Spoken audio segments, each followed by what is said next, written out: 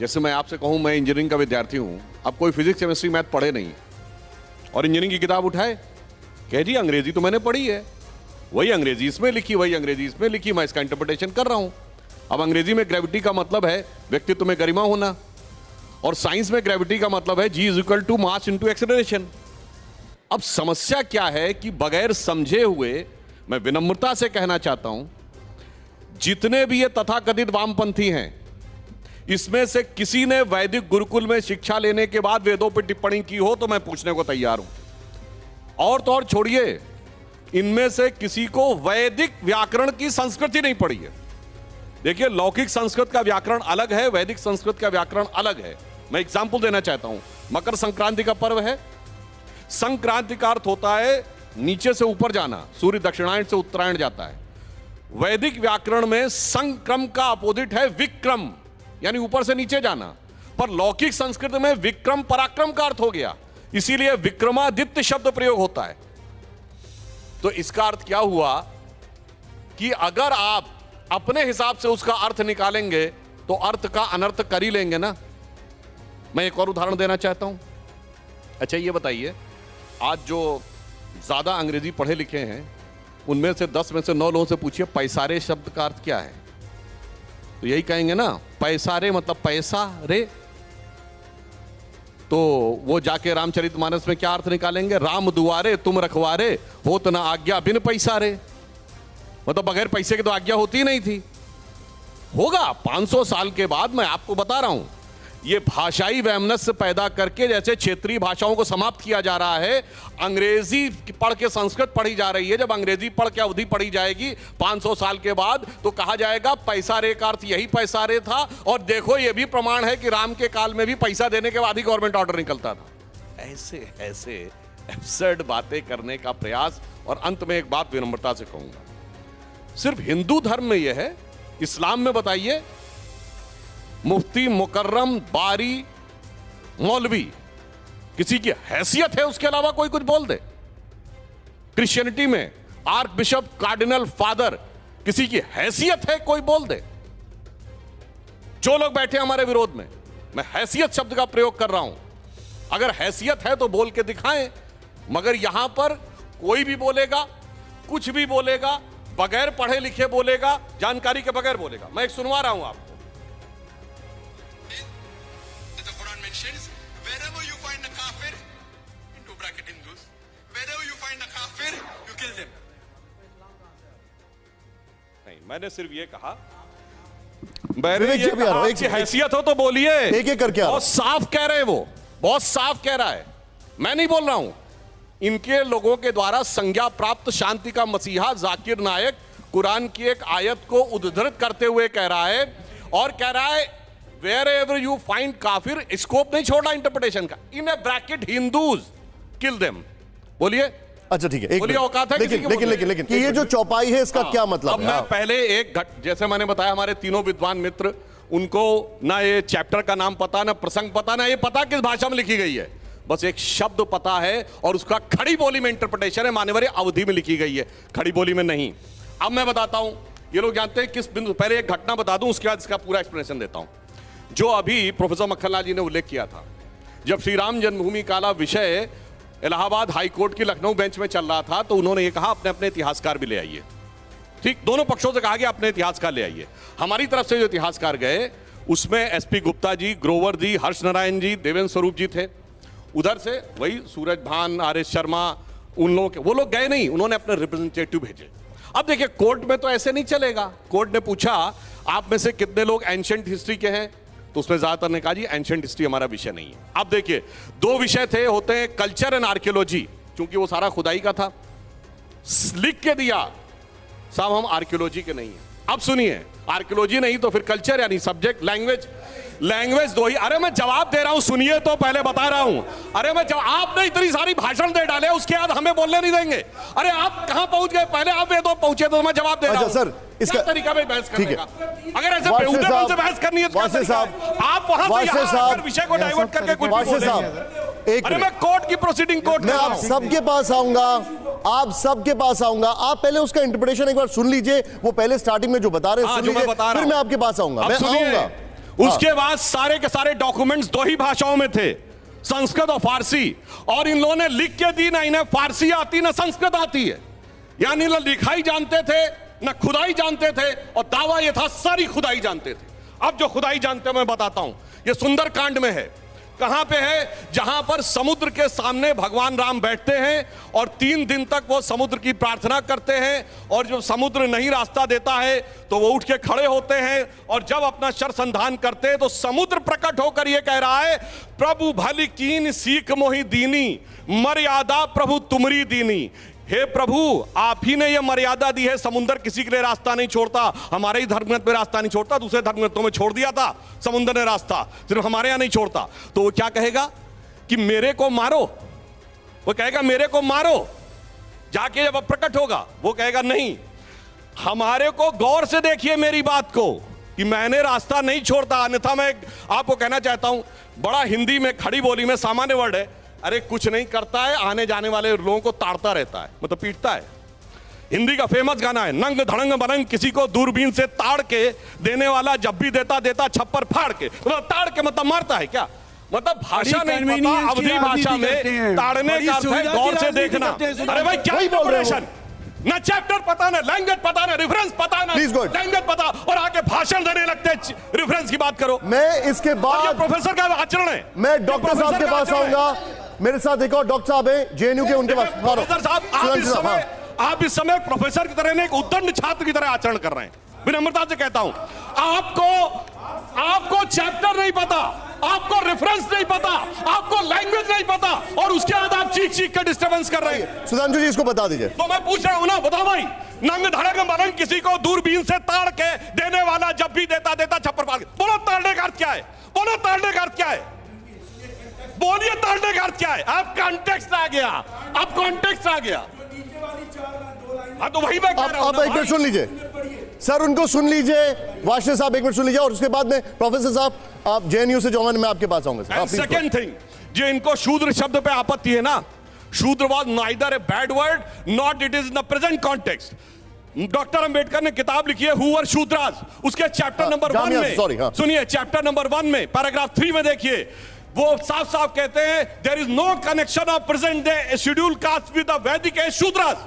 ये डॉक्टर अंबेडकर ने लिखा है, यानी ना शूद्र से कनेक्शन है, ना ताड़ने से कनेक्शन है, ना लैंग्वेज पता है, ना रेफरेंस पता है, ना चैप्टर पता है, मगर उसके बाद भाषण देश में जातिवाद फिर नहीं। लेकिन एक मिनट सर, अब इसमें ढोल गवार शूद्र पशु नारी, अब आप ये कह रहे हैं कि शूद्र शब्द का कोई कनेक्शन नहीं है, आप जो जिस तरीके से उसको इंटरप्रिटेशन करते हैं, ये खुद डॉक्टर अंबेडकर साहब ने कहा है। डॉक्टर अंबेडकर की किताब हु वर शूद्रास में उन्होंने कहा है आज के शेड्यूल कास्ट का वैदिक एज के शूद्र से कोई कनेक्शन नहीं। सेकंड थिंग, शूद्र वर्ड उस जमाने में बुरा, कोई खराब वर्ड नहीं था, जैसे आज एम्प्लॉय। एक सेंटेंस और बोलता हूं, इसका रेफरेंस पॉइंट पूरा समझा दीजिए। अभी बोल रहा हूं, सुनिए। गांधी जी के जमाने में हरिजन वर्ड का क्या मीनिंग था आज? एक मिनट पूरी एक मिनट सर, एक मिनट रुक जाइए। कहा किसने इसका जो इंटरप्रिटेशन है, एक मिनट वाशे साहब, एक मिनट सर, एक मिनट, विवेक जी मैं आ रहा हूं, ये पूरा इंटरप्रिटेशन एक बार हो जाए, मैं वो समझ जाऊं, उसके बाद मैं आपके पास ही आ रहा हूं। लेकिन no but it should be allowed at least. अगर आप अलाउ ही नहीं करेंगे तो कैसे होगा? एंड मैंने स्टार्ट भी ऐसे ही किया था कि मैं वाशे साहब के पास आया था, इंटरजेक्शन बंद कर दिया। सुन लीजिए, आइए सर प्लीज। मैं बताता हूं, बाकायदा हरिजन कल्याण विभाग भी नाम हुआ करता था, ठीक। अब इसी रामचरितमानस की चौपाई कोट करता हूं, जब हनुमान जी सीता माता के सामने जाते, सीता जी क्या कहती? हरिजन जान प्रीत यति गाढ़ी, सजल नयन पुलकावली बाढ़ी। इसका मतलब उनको हरिजन कह दिया। इसका मतलब आज के हिसाब से आप शेड्यूल कास्ट कहेंगे। मेरे भाई 500 साल पहले कौन सी भाषा थी, कौन सा वर्ड था, किस रेफरेंस कॉन्टेक्स्ट में देखो, अपने मन से जो मन आएगा इंटरप्रिटेशन करेंगे बगैर पढ़े लिखे। इसलिए मैं पुनः रिपीट करके अपनी बात समाप्त करता हूं। सारे दर्शकों ने देखा, ना इनको चैप्टर पता था, ना रेफरेंस पता था, ना लैंग्वेज पता। अब मैं वो पूछ रहा हूं, डिस्कशन रामायण पे है तो रामायण पे रखिए। रॉन्ग मानते हैं? हाँ, कुरान को राम मानते हैं? सोच के बोलिएगा, आप सोच के बोलिए। दूसरी बात बोलिए। सुनिए, आप देखिए पलट गए, आप पलट गए मान्यवर। डिस्कशन रामायण पे है और आप इसको ये जस्टिफिकेशन दे रहे हैं पब्लिक को। जस्टिफिकेशन नहीं साहब, वो जाकिर नाइक कह रहा मार दो, जाकिर नाइक से क्या लेना देना? कोई तुलना नहीं, मेरा जाकिर नाइक से कोई लेना देना नहीं है, इसलिए तो अब मत बोलिए ना। हाँ, लेकिन भारत से लेना देना है तो बोलूंगा। विवेक जी कम्युनिस्ट पार्टी के हैं, वाष्णी जी कम्युनिस्ट पार्टी के हैं, कम्युनिस्ट पार्टी का ऑफिशियल स्टैंड है। मैंने इसीलिए कहा था राजनीतिक विश्लेषक हूं भगवान कृष्ण का इसमें कम्युनिस्ट पार्टी नहीं बोलेंगे, है। नोट किया जाए कम्युनिस्ट राजनीतिक पार्टी का विश्लेषक रूप में ऑफिशियल बात करिए स्टैंड। मुझसे। देखिए मैं आप बोले तो मैंने डिस्टर्ब ठीक है, बोलिए सर, बोलिए। कम्युनिस्ट पार्टी का ऑफिशियल स्टैंड है धर्म एक अफीम है। ये अफीम पे बोल रहे हैं। पूछिए, कम्युनिस्ट पार्टी के रूल में है कि कोई मंदिर में नहीं जा सकता, पूजा नहीं कर सकता। और मैं एग्जाम्पल के साथ बोलता हूं, 2007 ये गलत कह वेस्ट रहे हैं। बंगाल की गवर्नमेंट, ये गलत कह रहे हैं। आप बोल रहे तो मैंने डिस्टर्ब नहीं किया मान्यवर। आप गलत कह रहे हैं। आपको कम्युनिस्ट सिद्धांत, आपको कम्युनिस्ट सिद्धांत क्लियर नहीं है। सुधांशु जी मैं अपनी बात पूरी कर लूं मान्यवर, फिर आप बोलिएगा। अरे भाई मैं पूरी तो कर वाशे लूं। साहब, क्या तरीका है बहस करने का? जब वो बोल रहे आप थे, सीख रहे हैं, वो बोल रहे हैं, वहां वो पे चुप थे। एक मिनट सर, सर आपने कम्युनिस्ट मैंने झूठ नहीं बोला, मेरा सेंटेंस आपने बोला गलत नहीं है। वक्तव्य बोला। आप उनको आपने बोल गलत रहे, वक्तव्य आप बोला। जब भी वो बोल रहे हैं आप बीच में आ रहे हैं बोलता हूं, सर। सुनिए, इसलिए आया। 2008 में वेस्ट बंगाल की गवर्नमेंट के ट्रांसपोर्ट मिनिस्टर थे मिस्टर चक्रवर्ती। उन्होंने दक्षिणेश्वर काली में जाकर पूजा की तो प्रकाश कारत ने एक्सप्लेनेशन कॉल किया हमारे कि आप कम्युनिस्ट होकर कैसे पूजा कर सकते हैं। और सुनिए, सुधांशु जी पूजा आपका व्यक्तिगत नहीं, सर। अधिकार है, आज तक किसी को नहीं होगा। ऐसी बहस करनी है तो नहीं बुला सुधांशु जी रहे। एक सेकंड। राज्य धर्म समझदार लोगों को बुलाना वाशे चाहिए। साहब, राज्य का धर्म बनाना सिर्फ चीख चाहते रहे हैं, हैं, सिर्फ चीख हम रहे हैं उसके आगे। खिलाफ वाशे हैं। साहब, राज्य धर्म नहीं बनाएगा, हम उसके ऐसे खिलाफ बहस हैं। नहीं हो सकती। किसी को बोलने नहीं दे सिर्फ चीखते जा रहे हैं, फिर ऊँचे हाथ चले जा रहे ये हैं। ठीक नहीं कर रहे हैं में आप। खड़े हो जाते। सर, आप रुक मैंने जाइए। सिर्फ एक बात कही, कम्युनिस्ट पार्टी का- मुझे एक बात सुनिए, बताइए। एक मिनट, एक नहीं, मिनट। नहीं, एक मिनट, एक मिनट। अगर अगले बार ये बोले खड़े हुए तो फिर डिबेट नहीं होगी। हम बहस चले जाएंगे। ठीक है, आप कोई बैठिए। मतलब नहीं है। यदि ये बोल रहे ठीक है तो ठीक है, इनसे हम बोले तो शांति लेकिन से हर सुनेंगे बात बात। में उठ के चले जाते। कम्युनिस्ट पार्टी का वर्ल्ड वाइड ऑफिशियल स्टैंड है कि धर्म के ऊपर न पढ़ना है न बात करनी है। आइए, मार्क्स बकलना ने नहीं लिखा रिलीजन इज एन ओपियम। बिल्कुल गलत, कम्युनिस्ट बिल्कुल पार्टी गलत। एक मात्र कहीं पे पॉलिटिकल कम्युनिस्ट पार्टी का ये लिखा हुआ है, स्टेटमेंट एक दिखा मिनट, दीजिए, एक मिनट, एक मिनट सर, दिखा दीजिए एक भी डॉक्यूमेंट में ये बात। सर एक मिनट। भाई, सुधांशु जी मेरा- इसको पॉलिटिकल नहीं नहीं treat पॉलिटिकल सुनिए, जो नहीं, पार्टी political कहती नहीं है करना है। कम्युनिस्ट पार्टी ऑफ राजनीति इंडिया, करेंगे तो हम भी वो अपने करेंगे। को इंडियन कम्युनिस्ट ये पार्टी नहीं राजनीति कहते। political नहीं वो करना। भारतीय- चाहते हैं, नहीं, ये डाइवर्ट डाइवर्ट कर रहा हूं। अरे मैं- क्या साहब, मैं political नहीं अरे करना भाई उन्होंने चाहता। जनसंघ को हम कोट डाइवर्ट किया। कर रहे हैं। आप बैठिए। भाई जनसंघ को कोट किया। एक मिनट सर रुक जाइए। ये एक लॉजिकल कंक्लूजन अरे पे भाई आ रहे हैं लॉजिकल सर, सुनिए ये ना। पॉलिटिकल नहीं है। सुनिए, आप बैठिए एक मिनट। जैसे मैं एक सुनिए, सवाल पूछ लेता हूं। एक मिनट। जैसे कोई मुझसे पूछे कि आपने गॉस्पेल ऑफ मैथ्यूज पढ़ा तो मैं कहूंगा जी नहीं पढ़ा, मगर मैं इंटरप्रिटेशन करने लगूं जी मैं क्रिश्चियन नहीं हूं, मैंने गॉस्पेल ऑफ मैथ्यूज नहीं पढ़ा, पर उसकी इस लाइन का इंटरप्रिटेशन कर रहा हूं। ये कहते हैं धर्म एक अफीम है, तो अफीमची होके बोल रहे हैं क्या? नहीं, बात अफीम की नहीं है। धर्म को अफीम के रूप में सुनिए, सुधांशु जी सुनिए, सुधांशु भाई, सुधांशु जी, अच्छा एक मिनट, विवेक यदि आपको रामचरितमानस की चौपाई पे करना है तो दूसरी चौपाई में बताता हूं। जात पात कुल धर्म बढ़ाई, धन बल परिजन गुण चतुराई। भगवान कहते हैं मैं इन चार चीजों से नहीं मिलता। जात पात कुल धर्म बढ़ाई, धन बल परिजन गुण चतुराई। कैसे मिलता हूं? भक्ति से। वो कहते हैं भगत हीन नर मोहे ऐसे, जल बिन बारिश लागे जैसे। ये पढ़ा है और पढ़ा मुझे है कि नहीं? एक लाइन और नहीं कह तो मैं दे। पूछ रहा हूं ना कितना पढ़ा है। अरे मैं इसलिए आपसे कह रहा एक हूं। लाइन और ये- कह दे। आज मुझे कोई आपसे कहे मैं अंग्रेजी से नफरत करता हूं, अंग्रेजी मुझे आती नहीं, पर शेक्सपियर के मैकबेथ का मैं एक्सप्लेनेशन करूंगा, वही स्थिति है। धर्म मेरे लिए तिरस्कार का विषय है। मैंने धर्म पढ़ा नहीं है, मैंने धार्मिक ग्रंथों में मेरी आस्था नहीं है, मुझे उसकी भाषा नहीं आती है, परंतु मैं उसका इंटरप्रिटेशन करूंगा। तो पहले डिस्क्लेमर ये हो जाता है कि वो व्यक्ति उस विषय पर बोलने की योग्यता या क्षमता भी रखता है या नहीं। बहुत स्पष्ट कह रहा हूं। अगर आपने मैथमेटिक्स बीएससी तक नहीं पढ़ी है तो बैलिस्टिक इक्वेशन के इंटरप्रिटेशन में आपसे गलती होगी ये तय मान लीजिए। 3-4 अगर आप चौथी क्लास में लिखते हैं टीचर डांट देती है, पर -1 का square root i ballistic equation का मुख्य आधार है। तो उस लेवल पे आके पढ़िए। तो हमारे चूंकि मित्र यह मानते हैं कि धर्म एक अफीम है, उन्होंने कहा मुझे पढ़ने की जरूरत नहीं, मैं उसको देखना नहीं मिनट चाहता, चाहिए सर, अभी मगर बोलने दीजिए, फिर मैं आ interpretation रहा कर रहा हूं। हूं। अब मैं रिटर्न अब मैं बताता हूं अधम शब्द का क्या अर्थ है। अधर्म शब्द का अपभ्रंश अधम है। जो धर्म को नहीं माने, जो धर्म के नहीं माने का अर्थ क्या होता है, धर्म क्या है वो भी बताता हूं। धर्म की बहुत क्लियर व्याख्या है, धारणात इति धर्मा, यानी जो पूरे विश्व को ब्रह्मांड को धारण करता है उसको धर्म कहते हैं। और धर्म की व्याख्या इनको बता देता हूं, इन लोगों को नहीं पता सर एक मिनट होगा। पहले सुन लीजिए सुनिए, प्लीज, धर्म की बाकायदा मत रुकिए। हाँ धर्म की बाकायदा व्याख्या मनुस्मृति में भी है, पुराणों में भी है। क्या है? धृति, क्षमा, दमोस्तेयम, शौच, इंद्रिय निग्रह, धी, विद्या, सत्यम, अक्रोधो, दशकम, धर्म लक्ष्मण। यानी इसमें वो एक्सप्लेन नहीं करूंगा, धैर्य हो, शांति हो, विद्या हो, अगर वो नहीं है और फिर अगर वो विद्या पाएगा यानी नॉलेज पाने की कोशिश करेगा इन सारे गुणों से हीन होकर, जिसमें ना डिवोशन है, ना लार्जर पर्सपेक्टिव है, सेल्फ इंटरेस्ट है, अधर्म, तो उस कारण से ये होगा जैसे इंटेलिजेंट तो खालिद शेख और मोहम्मद अट्टा भी थे, चार्टर्ड अकाउंटेंट तो याकूब मेनन भी था, बुरहान वानी सॉफ्टवेयर का जानकार था, तो उनके पास विद्या नहीं है क्या?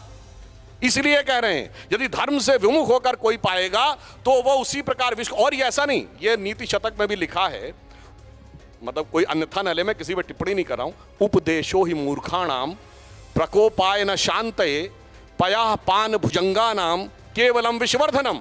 यानी जो लोग मूर्ख हैं, जिन्हें धर्म की दृष्टि नहीं है, उनको उपदेश देने से उनका क्रोध नहीं शांत होता, वो उसी प्रकार है जैसे सांप को दूध पिलाने से सिर्फ उसका विष बढ़ता है। ठीक है, अधर्म शब्द की उत्पत्ति अधर्म के अलावा मैं आ रहा हूं, सबके पास इन्होंने कहा, इन्होंने वैदिक काल के बाद महिलाओं को शिक्षा का धर्म का अधिकार नहीं था। मैं पूछना चाहता हूं, सबसे फेमस शास्त्रार्थ है आदि शंकराचार्य और मंडन मिश्र का, कौन था उसका चीफ जस्टिस? मंडन मिश्र की पत्नी उभय भारती। मैं चुनौती से कहता हूं, कोई एक अभी मैंने खुद कहा था अपनी बात में, मैंने खुद कहा कि स्कैंटी एग्जांपल्स मिलते हैं। अरे भाई, उसमें बकायदा मैंने बताया कि कुछ उदाहरण मिलते हैं, कोई डिस्टर्ब नहीं करता है, झूठ नहीं बोला। वाशे साहब सब शांति से बैठे, सब शांति से बैठे। आप एक बार सुन लीजिए सर। हाँ सुधांशु जी, सीनियर है हम लोगों से, प्रोफेसरी में भी आप हमसे सीनियर हैं सर। तो सुधांशु जी, मैं ये कह रहा हूं, आचार्य मंडन मिश्र, मैं चुनौती से कहता हूं, दुनिया में कोई एक धर्म बताइए, रिलीजन, धर्म तो खैर एक ही है, जहां पर की धार्मिक ग्रंथ के ऊपर डिस्कशन का अधिकार, बाकी जगह केवल सुन लो, जो कह दिया गया उसमें किंतु परंतु नहीं करो, अगर किंतु परंतु किया तो नरक में जाओगे और एक कहता सर काट दिया जाएगा। हमारे यहां डिस्कशन का अधिकार है और वेदों में 20-22 विदुषी स्त्रियां हैं, गार्गी अपाला लोपुत्रा, वो छोड़िए, इन्होंने कहा। अब मैं कहता हूं उसके बाद दो लोग डिस्कशन करें और जज बनने का अधिकार महिला को, चलिए वो कहते हैं, ये बताइए पुण्य श्लोका अहिल्याबाई होलकर धर्म नहीं पढ़ी थी, रानी दुर्गावती धर्म नहीं पढ़ी थी, रानी अबक्का धर्म नहीं पढ़ी थी, रानी लक्ष्मीबाई धर्म नहीं पढ़ी थी, कहां बोलते हैं भाई? रानी थी सर, आप रानी थी सर बोलने दीजिए, अब सुनिए पूरा बात बोलने दीजिए। और मैं कहना चाहता हूं, सुनिए, ये बात मैं कोई हवा में नहीं कह रहा हूं, अगर आपसे पूछूं 1812 में भारत की साक्षरता दर क्या थी? 1812 में भारत की साक्षरता दर ब्रिटिश पार्लियामेंट में सबमिटेड रिकॉर्ड के हिसाब से, जो हाउस ऑफ कॉमन्स को रिपोर्ट सबमिटेड है, उसमें बंगाल प्रेसिडेंसी के विलियम एडम्स की रिपोर्ट और मद्रास प्रेसिडेंसी के टॉमस मनरो की रिपोर्ट के अनुसार 90% से अधिक साक्षरता है।